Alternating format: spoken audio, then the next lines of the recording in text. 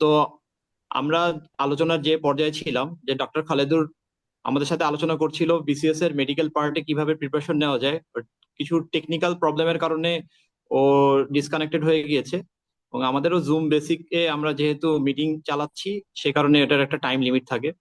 তো আমরা আবার এটা সেকেন্ড আমাদের জুম মিটিং। আমাদের আমাদের এই আলোচনা কন্টিনিউশন হচ্ছে, যেটা হচ্ছে যে মেডিকেল পার্টের জন্য আমি পার্সোনালি মনে করি যে মেডিকেলে যে এস্টাবলিশ যে কোচিং গুলো আছে, সেই কোচিং গুলো থেকে যে কোনো একটা গাইড বই বা হচ্ছে যে বই, এটা হেল্পফুল হয় প্রিপারেশনের জন্য। এবং স্পেশাল বিসিএস আমি মনে করি মেইনলি এটা হচ্ছে যে সব থেকে হেল্পফুল ফর জুনিয়র্স। জুনিয়র্স বলতে ইন্টার্ন করছে যারা, এবং যারা ইন্টার্নের থেকে 1 অথবা 2 বছর সিনিয়র। সাধারণত স্পেশাল বিসিএস গুলোতে এই ক্যাটাগরির স্টুডেন্টরাই হচ্ছে যে বেশি ইন্টারেস্টেড থাকে, এবং তাদের থেকেই কিন্তু বেশি চান্স আসে। সো এই এই যে এই ক্লাসটার কথা বললাম, এদের সাধারণত মেডিকেল পার্টের নলেজটা ফ্রেশ থাকে। সো আমার মনে হয় না যে খুব বেশি এফোর্ট দেওয়া লাগে মেডিকেল পার্টের জন্য। আমার মনে হয় যে যদি কেউ জেনারেল এবং মেডিকেল পার্টের জন্য প্রিপারেশন নিতে চায়, তাকে বিসিএস এ যদি তারা ভালো করতে চায়, তাহলে আমি মনে করি, এবং তার যদি পোস্ট গ্রাজুয়েশনের কোনো পড়াশোনার অভিজ্ঞতা না থাকে, তাহলে আমার মনে হয় যে মেডিকেল পার্টটা তারা ভালোভাবে পড়তে পারে। পড়লে বিসিএস ক্র্যাক করা সম্ভব। তা এর এর বাইরে যদি আরো ভালোভাবে পড়াশোনা করতে চায়, তাহলে জেনারেল পার্টে বিশেষ গুরুত্ব দিতে হয়। বিষয় হচ্ছে যে যারা জেনারেল বিসিএস এর জন্য যারা প্রিপারেশন নেয়, তাদের জন্য জেনারেল পার্টের আগে থেকে একটা ভালো প্রস্তুতি থাকে। তো তাদের জন্য জেনারেল পার্টের জন্য প্রিপারেশন নেওয়াটা অধিকতর সহজ। কিন্তু যারা ইন্টার্নশিপে আছে বা যারা নতুন, তাদের অধিকাংশ ক্ষেত্রেই তাদের ওই অভিজ্ঞতাটা বা ওই নলেজটা থাকে না। তাদের জন্য আমি মনে করি যে জেনারেল পার্টের প্রিপারেশনের থেকে মেডিকেল পার্টের প্রিপারেশনটা বেশি ক্রুশাল। তো সেই ক্ষেত্রে তারা মেডিকেল পার্টের জন্য যদি একটা কোনো গুছায় কোনো প্রিপারেশন নিতে চায়, তারা ইদার তারা যে প্রফেশনাল এক্সাম গুলোতে যে গাইড গুলো ফলো করেছিল মেডিকেল পার্টের জন্য, সেই গাইড গুলোর হেডলাইন বা একটু চোখ বুলায় যেতে পারে। এটার জন্য খুব বেশি সময়ের প্রয়োজন হয় না। আমি মনে করি যে আহ, যেদিন বিসিএস এর ডেট, সেই প্রিলিড ডেটের ঠিক 10-12 দিন বা 15 দিন আগে থেকে মেডিকেল পার্টের জন্য প্রিপারেশনটা শুরু করতে পারে তারা। তার আগ পর্যন্ত তারা জেনারেল পার্টের জন্য প্রিপারেশন নিতে পারে, কারণ আমি মনে করি যে জেনারেল পার্টটাই গেম চেঞ্জার। কারণ আমাদের মেডিকেল পার্টের তুলনায় জেনারেল পার্টে না জানার ফিল্ড গুলো অনেক বেশি। তো আহ, এর আগে ডক্টর মুক্তি এবং অন্যরা যে বিষয়ে আলোচনা করেছে, আমি আলোচনার এই পর্যায়ে আমি আমন্ত্রণ জানাবো আবার ডক্টর খোরশেদকে। ডক্টর খোরশেদ আলম, তুমি কি শুনতে পাচ্ছ? জি ভাই, শুনতে পাচ্ছি। আচ্ছা, খোরশেদ, তুমি সংক্ষেপে তোমার একটু পরিচয় দাও। এবং তুমি তোমার পরিচয় দিয়ে আমি তোমার কাছে যে বিষয়ে জানতে চাচ্ছি, তা হচ্ছে যে এই বিসিএস এ যাওয়ার পরে একজন যদি ক্যারিয়ার করতে চায়, লাইক এফসিপিএস, এই রিলেটেড ক্যারিয়ারে তাদের কি কি সমস্যা হতে পারে, posting related, government job holder, basic অথবা যারা চায় যে স্বাস্থ্য প্রশাসক অ্যাডমিনে যেতে, তাদের জন্য বিসিএস কতটুকু সহায়ক বলে তুমি মনে করো? ধন্যবাদ ভাই।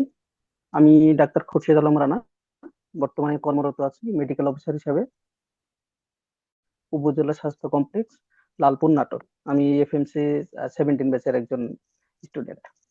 ভাইয়া যে কোশ্চেন গুলা করলেন, যে আসলে আমাদের বিসিএস এ জয়েন করার পরে ক্যারিয়ার, যদিও আমার এই পার্টটা খুব বেশি রিলেভেন্ট না আজকের সাথে, কারণ খুব অল্প সময়ের মধ্যেই পরীক্ষা শুরু হবে।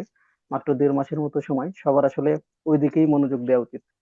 আর যারা চান্স পাবে আমরা তাদের নিয়ে ইনশাল্লাহ আলাদাভাবে সেশন করব। তারপরেও যেহেতু কোশ্চেন করা হলো, আমি খুবই সংক্ষেপে একটু ওভারভিউ করি।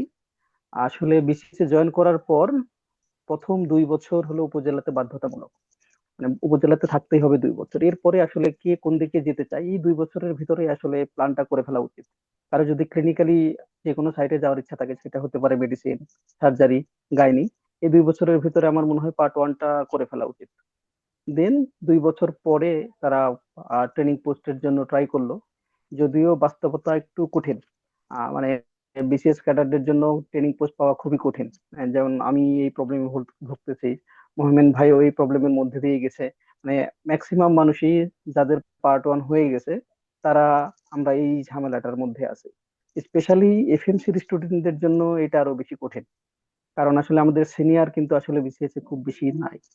দেখা যায় অন্য অন্য মেডিকেল কলেজ, বিশেষ করে ঢাকা মেডিকেল কলেজের হয় যেটা ওনাদের সিনিয়ররা যেখানে।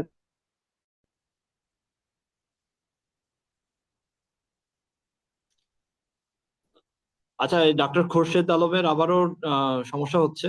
ও মাঝে মধ্যে জয়েন হতে পারছে, আবার হচ্ছে যে জুম অ্যাপ থেকে লিভ হয়ে যাচ্ছে।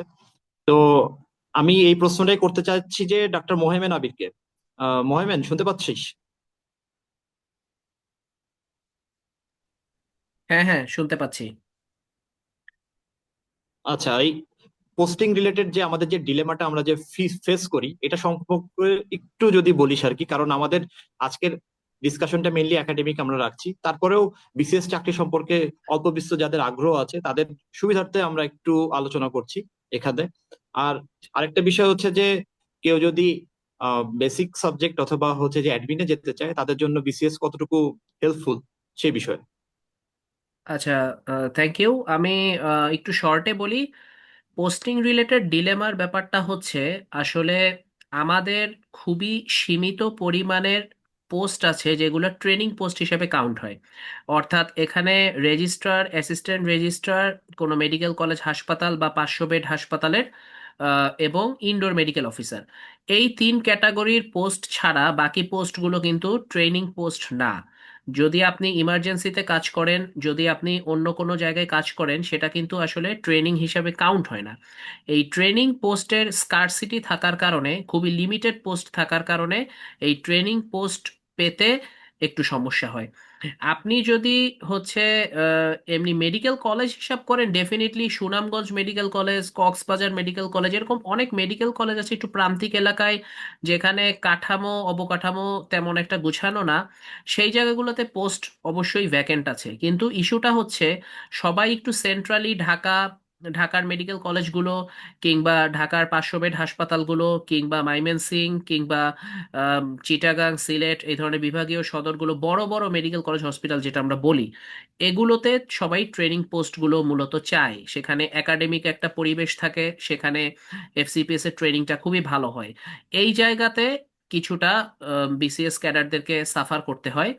তবে এই ব্যাপারে দিন দিন একটু পজিটিভ আউটলুক ক্রিয়েটেড হচ্ছে, যে অ্যাটাচমেন্টের মাধ্যমে উপজেলায় মূল পোস্টিং রেখে অ্যাটাচমেন্টের মাধ্যমে ট্রেনিং করার সুযোগটা কিছুটা করে দেয়া হচ্ছে। বাট স্টিল এখানে আপনাকে তাদেরকে অনেক রিকোয়েস্ট করতে হবে, কিছুটা লবিং করতে হবে, যোগাযোগ করতে হবে। সো এই ইস্যুগুলো কিছুটা বিসিএস এর ডার্ক সিক্রেট হিসেবেই থাকবে। আর সেকেন্ড কোশ্চেনটা হচ্ছে যে অ্যাডমিন সেক্টর এবং বেসিক সাবজেক্টের অপরচুনিটি। আচ্ছা, আমার মতে হচ্ছে যে অ্যাডমিন সেক্টরটা খুবই ভালো একটা সেক্টর যদি আপনি সেরকম স্কিলফুল হন সেই সাইডে। যেমন অ্যাডমিন সেক্টরের মধ্যে মূলত প্রাথমিকভাবে কিছু পোস্ট থাকে, যেমন হচ্ছে মেডিকেল অফিসার পদে, সেটা ডিজি হেলথ হতে পারে, সেটা বিভিন্ন প্রজেক্টের আন্ডারে হতে পারে, এবং হচ্ছে বিভিন্ন সিভিল সার্জন অফিস থেকে শুরু করে এই ধরনের যে সেক্টরগুলো আছে, এখান থেকে প্রাথমিকভাবে নবম গ্রেডে একজন ক্যাডার অফিসার সে কিছুটা অ্যাডমিন কাজের প্রাথমিক একটা কার্যক্রম শুরু করতে পারে। বাট মূল তার ষষ্ঠ গ্রেড থেকে শুরু হয় ইউএইচ এন্ড এফপিও পোস্টের মাধ্যমে, যেখানে আপনাকে উপজেলা স্বাস্থ্য কমপ্লেক্সের প্রধান, অ্যাকচুয়ালি উপজেলায় স্বাস্থ্য এবং পরিবার পরিকল্পনা পুরোটারই প্রধান হিসেবে কাজ করতে হয়। সেখানে হাসপাতালের বাজেট, প্রকিউরমেন্ট, ম্যাটেরিয়ালস, হাসপাতাল চালানোর জন্য A to Z আপনাকে হচ্ছে ক্লিন কাট ভাবে মেনটেন করতে হবে। তো এটা খুবই সম্মানিত একটা post, but at the same time আপনাকে ম্যানেজমেন্ট করার জন্য খুবই পরিশ্রম করতে হবে। সো এই ব্যাপারের জন্য আপনি প্রস্তুত আছেন কিনা সেটা একটা খুব ভাইটাল কোশ্চেন।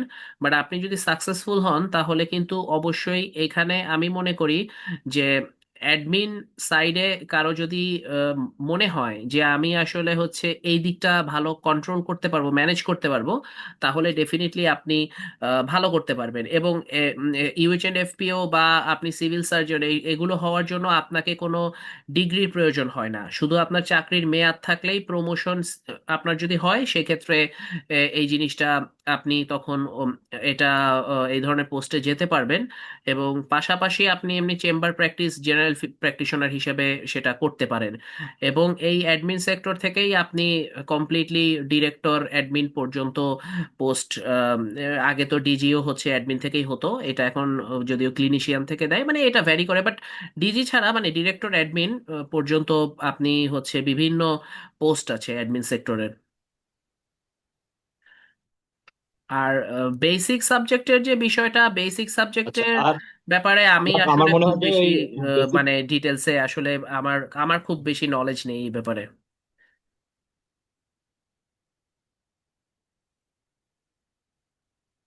বেসিক সাবজেক্টে মেডিকেল কলেজ হাসপাতালগুলোতে লেকচারার পোস্ট থাকে, সেখানে পোস্টিং নেওয়া খুব সহজ হয়, কারণ অধিকাংশ মেডিকেল কলেজ হাসপাতালগুলোতে লেকচারার পোস্ট খাটো। এবং হচ্ছে যে আরেকটা বিষয়, সেটা হচ্ছে যে বিসিএস চাকরিতে কিন্তু বেসিক সাবজেক্টের জন্য আলাদা ভাতা দেওয়া হয়, কারণ সরকার থেকেই হচ্ছে যে বিষয়টা হচ্ছে যে তাদের তো প্রাইভেট প্র্যাকটিস নেই, তারা হচ্ছে যে ক্লিনিশিয়ান নন। সো নন ক্লিনিক্যাল যারা বেসিক সাবজেক্টে যারা ক্যারিয়ার করতে ইচ্ছুক, আহ, তাদের জন্য মেডিকেল কলেজ হাসপাতালেও পর্যাপ্ত পরিমাণে আহ এর সুযোগ থাকে, ভালো পরিমাণে হয় বর্তমানে। তো আমার কাছে মনে হয়েছে যে ক্যারিয়ারের জন্য বেসিকে যাওয়াটাও আমার কাছে মনে হয় যে ফ্রুটফুল। আর ডক্টর মোহামেন অ্যাডমিনের সুবিধা নিয়ে কথা বললেন, তা আসলেই আচ্ছা অ্যাডমিনে বা স্বাস্থ্য প্রিয়ম, প্রশাসকে আমি আমাদের দক্ষ প্রশাসকের কিছুটা অভাব আছে। আচ্ছা প্রিয়ম, তো এদিকেও যাওয়াটা খুব জরুরি। বেসিকের আরেকটা অ্যাডভান্টেজ হচ্ছে যে আমরা যেটা জানি যে উপজেলা ইউজুয়ালি 2 বছর থাকার পর আমরা ক্লিনিক্যাল সাবজেক্ট গুলোতে ডেপুটেশনে আসতে পারি বা ডিপ্লোমাতে যেটাতে আসি। কিন্তু কেউ যদি চায় যে আমি দ্রুত উপজেলা থেকে সরে আসবো, সেক্ষেত্রে বেসিক সাবজেক্টে সে যদি পোস্ট গ্রাজুয়েশন ডিগ্রি করে, সেক্ষেত্রে কিন্তু শুধু সে উপজেলা 1 বছর থাকবে। তো 1 বছর পরে সে কোনো বিভাগীয় শহরে বা তার পছন্দ মতো জায়গায় পোস্টিং নিতে পারবে, ডেপুটেশন। আচ্ছা, ধন্যবাদ সাদিয়া, এই গুরুত্বপূর্ণ তথ্য আমাদের সাথে শেয়ার করার জন্য। আচ্ছা, সাদিয়াকে আমি আরো কিছু প্রশ্ন করতে চাচ্ছি। সেটা হচ্ছে যে এই যে বিসিএস এর প্রস্তুতি যে আবার কিছু ওই আলোচনায় ফিরে যাই, যে সেক্ষেত্রে কি কোনো কোচিং বা কোনো বই বা এই ধরনের কোনো কিছু কি সহায়ক আহ, অভিজ্ঞতা থেকে যদি কোনো কিছু যদি শেয়ার করা লাগে জুনিয়রদের জন্য, তো সেটা তুই করতে পারিস। হ্যাঁ আচ্ছা, এখন হচ্ছে আসলে পড়াশোনাটা তো নিজের কাছে, এবং সবচেয়ে বড় ব্যাপার হচ্ছে টাইমটা কম। কিন্তু টাইম কম বলে কেউ আমার হতাশ হওয়ার কিছু নাই, কারণ সবারই এখন সেম অবস্থা। কেউই ফুল প্রিপারেশন নিয়ে যেতে পারবে না। কারণ একজন যেরকম প্রিপারেশন নেবে, আরেকজনের প্রিপারেশন হয়তো এর চেয়ে 19-20, এর বেশি খুব বেশি ভ্যারি করবে না। তো এটা নিয়ে আমার মনে হয় টেনশনের খুব একটা দরকার নেই। তো যেটা যে রেগুলারিটি থাকার জন্য এবং কোশ্চেন প্যাটার্ন বোঝার জন্য আমার মনে হয় একটা কোচিং কোনো একটা এক্সাম ব্যাচ একটু ভর্তি থাকলে একটা রেগুলারিটি মেনটেন করা যায়। এবং সেক্ষেত্রে আমাদের সময় মনে হয় এক্সক্লুসিভ এডুকেশন এইড নামে এটা খুব প্রচলিত ছিল, এবং এদের কোশ্চেন প্যাটার্ন বেশ ভালো ছিল, বেশ কমন পড়েছিল, আর ভাইভাতেও বেশ হেল্পফুল ছিল। এখন আসলে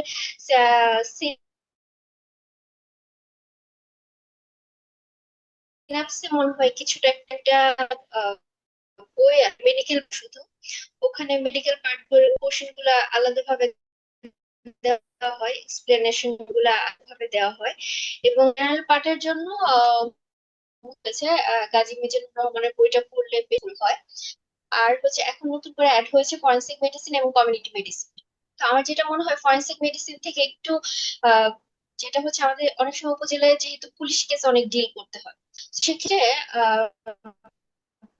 লাইক ল্যাসাইটেড। ফরেনসিকের নলেজটা খুবই গুরুত্বপূর্ণ, বোথ ফরেনসিক এন্ড হ্যাঁ হ্যাঁ কমিউনিটি হ্যাঁ মেডিসিন। হ্যাঁ, এটা আমি কমিউনিটি এটা আমিও মেডিসিন। উপজেলাতে যে আমিও উপলব্ধি করতে পেরেছি যে এই হ্যাঁ জায়গাটা হ্যাঁ আসলে আমাদের এই জন্যই মনে হয় যে এটা সিলেবাসে রাখা হয়েছে এবার থেকে। হ্যাঁ হ্যাঁ। তো এক্ষেত্রে আমার মনে হয় যে সিম্পল হার্ট গ্রিভিয়াস এটা তো মানে আমাদের জন্য খুবই ভাইটাল। একটা পুলিশ কেসের সার্টিফিকেট দিতে গেলে আসলে খুবই খুবই দরকার হয় আমাদের। তো এই দিকগুলো একটু মনে হয় বেশি নলেজ দেবা, এই দিক থেকে কোশ্চেন আসার সম্ভাবনা একটু বেশি। তো ফরেন্সিকে এই দিকটাতে একটু আলোকপাত করলে ভালো হয়। এই তো মোটামুটি। আর আসলে সময় তো কম, যেটুকু পারা যায় আসলে। আমার মনে হয়েছে যেটা, সেটা হচ্ছে যে মেডিকেল পার্টের জন্য খুব বেশি ডিপ হ্যাঁ অ্যানালাইটিক্যাল হ্যাঁ হ্যাঁ। কোশ্চেন আসলে সাধারণত আসার কথা না। এটা সুপারফিশিয়াল কোশ্চেন গুলোই বেশিরভাগ আসে। সো হুম। মেডিকেল পার্ট অনেক ভাস্ট, অনেক টপিক কভার করতে হবে, সব কিছু পড়তে হবে, এটা নিয়ে খুব বেশি ভয় ভীতি না পেয়ে আমার কাছে মনে হয়েছে সেটা হচ্ছে যে কিছু যদি একটি তাতে আর তা special BCS always for juniors, আমি এটা মনে করি, এটা মন প্রাণ দিয়ে আমি বিশ্বাস করি যে জেনারেল বিসিএস এবং স্পেশাল বিসিএস এর মধ্যে পার্থক্যটাই হচ্ছে যে স্পেশাল বিসিএস একটা সুবর্ণ সুযোগ জুনিয়রদের জন্য অল্প সময়ে এবং খুব আর্লি স্টেজে, লাইফের আর্লি স্টেজে এস্টাবলিশমেন্টের জন্য স্পেশাল বিসিএস একটা খুব বড় একটা সুযোগ। সো এটা সিনিয়রদের জন্য যতটুকু না বেশি গুরুত্বপূর্ণ, তার থেকে বেশি ফ্রেশার্স যারা ইন্টার্ন করছে এবং যারা একদম ইন্টার্ন করে ফেলছে বা 1-2 বছরের গ্যাপ আছে তাদের জন্য স্পেশাল বিসিএস এর এই সুযোগটা নেওয়াটা খুবই জরুরি, যারা বাংলাদেশে বিশেষভাবে ক্যারিয়ার করতে চায়। আম, অনেক ধন্যবাদ মৌকে। আমি আর একবার খালেদুরকে খালেদুরের কাছে আসতে যাচ্ছি। খালেদুর, তুমি শুনতে পাচ্ছ? হ্যাঁ ভাই, আসসালামু আলাইকুম। হ্যাঁ ভাই। হ্যাঁ। আহ, তুমি যেখান থেকে শেষ করেছিলে আমাদের আগের আলোচনাটা, সেখান থেকে তুমি যদি কন্টিনিউ করতে মেডিকেল পার্ট সম্পর্কে। আর সাথে আরেকটা ওটা প্রশ্ন, সেটা হচ্ছে যে এফএমসিয়ানদের কি ভাইবা বোর্ডে কোনো অসুবিধা হয় কিনা, আচ্ছা, সুন্দর। আমি এবং ভাইবার বিষয়টা যেহেতু আরেকটু পরে আসবে, তারপরেও আমরা এখানে কিছুটা ধারণা নিয়ে রাখতে পারি আর কি, যারা বিসিএস পরীক্ষা দিবে তাদের। আচ্ছা, ধন্যবাদ ভাই। আমার মনে হয় ওই আলোচনাটাতে আমি হচ্ছে ওই যে কাভার করছিলাম আর কি, যে ওই মেডিকেল পার্ট সহ আর কি, ওটা পুরোটাই ওইটা আর না বললেও হবে মনে হয়, নাকি ভাই? ঠিক আছে, তুমি আচ্ছা, তাহলে আমাদেরকে একটু হ্যাঁ, ভাইবাটা নিয়ে একটু বলি। কোচিং বা ভাইবা সম্পর্কে একটু। মানে আমার মনে হয় যে আমার ক্ষেত্রে যেটা হয়েছিল বা অন্যান্য যারা আমার আরো ফ্রেন্ডরা ছিল, আমি জয়জনের সাথে কথা বলছি, ভাইবা এফএমসির জন্য কিন্তু একটা প্লাস পয়েন্টই আমার কাছে মনে হয়েছে আর কি। আমি ঢোকার পরে আমাকে জিজ্ঞেস করছিল যে তুমি কোথা থেকে পড়ছো। তো আমি বললাম যে হ্যাঁ, armed forces medical college, Dhaka. তখন ওরা একটু চমকায়, মানে অনেকটা মনে হচ্ছে চমকে গেছে। বাসা কোথায় যখন শুনছে যে চাষবা একটু দূরের, তো তুমি এখান থেকে কিভাবে জানলে, এখানে কিভাবে আসলে, এই এই টাইপের আর কি। তো এফএমসির প্রতি একটা হচ্ছে, কিন্তু সত্যি কথা বলতে আমার যতদূর মানে মনে হয়েছে একটা পজিটিভ ধারণা আর কি সবার আছে। হ্যাঁ, এখানে এটা আমার মনে হয় আরো ভালো একটা ইম্প্যাক্টই পড়ে, বা আদার্স অন্যান্য যেগুলা বাইরের যে মেডিকেল কলেজ গুলা আছে আর কি। মানে এটা ভালো ইম্প্যাক্ট আমার কাছে মনে হয়েছে আর কি। পার্সোনাল মানে অন্যান্য কাদের ক্ষেত্রে কি হয়েছে আমি জানি না, বাট আমার ক্ষেত্রে খুবই ভালো একটা মানে ইম্প্যাক্ট ছিল এইটার আর কি। আর অ্যাজ ইউজুয়াল যে কোশ্চেন, তারপর তো বাকি যেগুলা কোশ্চেন হয় সেটা হচ্ছে সবার ক্ষেত্রেই সেম। ওখানে যে বোর্ডে যেগুলা থাকবে আর কি, একটা মেডিকেল পার্সোনেল, তারপর হচ্ছে জেনারেল একজন, তারপর হচ্ছে বোর্ডের একজন চেয়ারম্যান, এগুলা তো মানে তখন একটা আলাদা হবে। তবে এফএমসি ওয়াইজ আমি মনে করব যে এটা হচ্ছে অবশ্যই একটা কোনো খারাপ ইয়া না, না পারতে আরো আপনি আপনি একটা অ্যাডভান্টেজ পাবেন। আর যেহেতু এফএমসি তে পড়ছেন, আপনার কাছে একটু মানে মিলিটারি সম্বন্ধে কিছু বেসিক ধারণা আপনার হচ্ছে নিয়ে যেতে হবে। হতে পারে যে সেই সময় হচ্ছে সেনাবাহিনীর প্রধান বা তিন বাহিনীর প্রধান, সরি এই কি বলে, বিমান বাহিনীর প্রধান, এই টুকটাক কিছু জিনিস, ডিজিএমএস কে আছে, এই টাইপের কিছু হয়তো কোশ্চেন আর কি অনেক সময় ধরতে পারে আর কি। বাট আদারওয়াইজ সব মিলিয়ে আপনার এটা একটা হচ্ছে যে ভালো অপশন, ভালো ইম্প্যাক্ট পড়ে আর কি, আমার যেটা মনে হয় আর কি বিসিএস ভাইভাতে। হ্যালো। হ্যাঁ, আসিফ ভাই তো লেফট হয়ে গেছে মনে হচ্ছে।